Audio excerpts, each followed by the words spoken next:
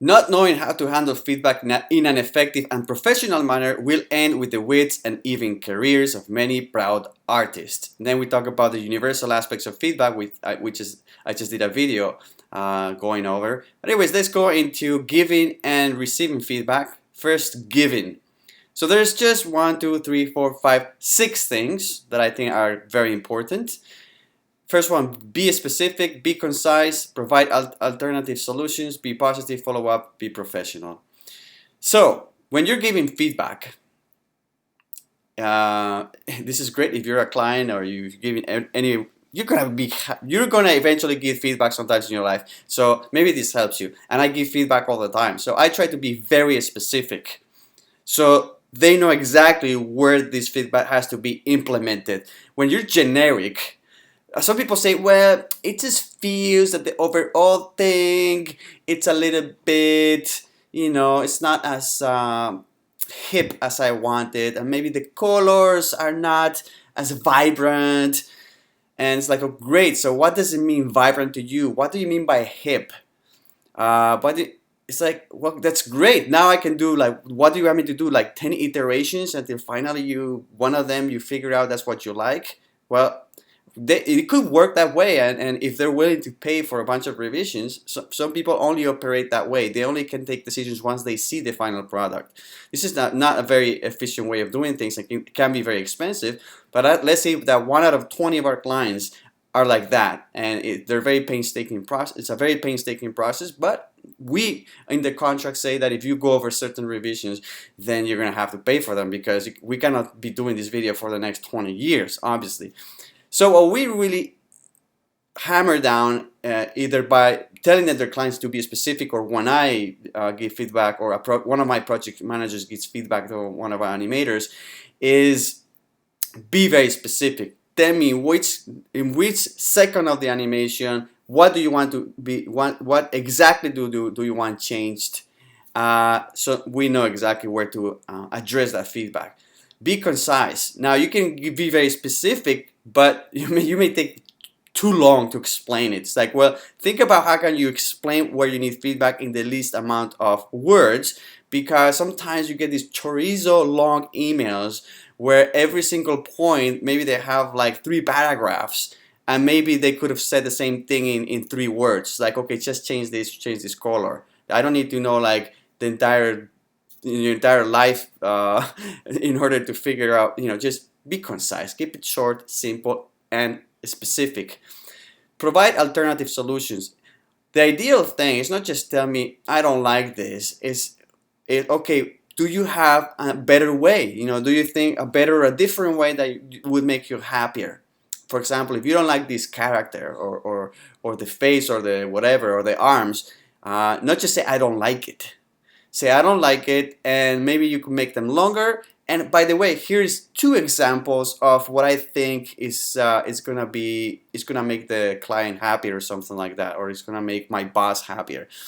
That way, you know exactly how, not just what they want, but have an idea of how that's gonna be look, because they gave you samples, or they gave you like a solution, like an alternative solution of what you already have in place. Be positive. This is very important. Like saying, what you've done sucks. Obviously you have to be polite somehow. So always be polite. When giving feedback, there is this standard way of giving feedback. They call it the sandwich theory, which is say something positive, then put the feedback there, which is the hard thing, and then end up with a positive note. So positive, negative, positive. You could put it this way. It's just the sandwich theory, right? So you always say, hey, you've done a great work so far. We're really happy with it, and there's just a couple of things we'd like to address. These are the ones. Very specifically, this is it. These are the 2 points that we want to change. These are the alternative solutions that we think that could happen, and we're very and then now you end saying thank you very much, we're looking forward, we're very excited about this project, something like that. This is very encouraging, motivating. You just threw some shite into this person's workload, but you did it in such a nice place. It's easier to digest, like a nice juicy sandwich, right? Then follow up. When there is a lot of feedback, it's best to email it first, then set up a time to discuss the feedback over the phone. In many occasions, this approach will speed up communications, avoid misunderstandings, and most importantly, show that you care about the artist's feelings. We mentioned this before about remote working, is that in order to build loyalty, it's important to have as much as you can really open communication. You can do this through Skype with face-to-face conversations. The same thing happens with feedback. When you have a lot of feedback and your contractor gets this amount of feedback, he's just going to scroll down and say, holy cow, look at all of this. He's going to be overwhelmed. So, you're going to be specific and all of that, but then if there's a lot of it, what you want to make sure is that you give them enough time to read about it and then say, okay, well, if you have any questions, first let's talk about it. And then if you really think that there could be any room for misinterpretation, just get on the phone and go over it so there's no room for misinterpretation. The last thing you want to do is that this person goes through every single point of feedback, then he doesn't apply it properly, and then you have to send more feedback on top of the feedback, and it's just like a whole mess and very frustrating on both sides. So what you do is just get on the phone, go over everything. Over the phone you can go really quickly over the feedback, and then in real time the contractor can ask you any questions, resolve them, and there's the chances of him misinterpreting your feedback, they're gonna lower dramatically. You're gonna save a lot of time doing so.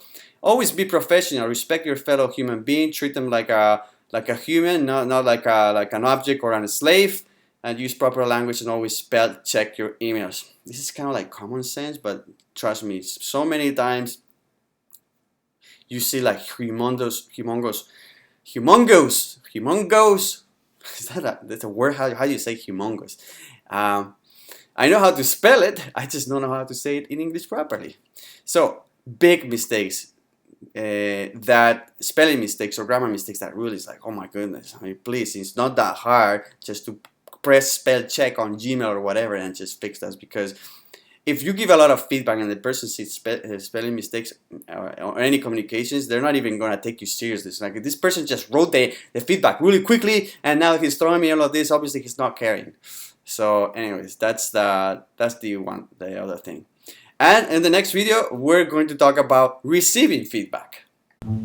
Hey, did you enjoy this video? If you want to see more like this, just subscribe here.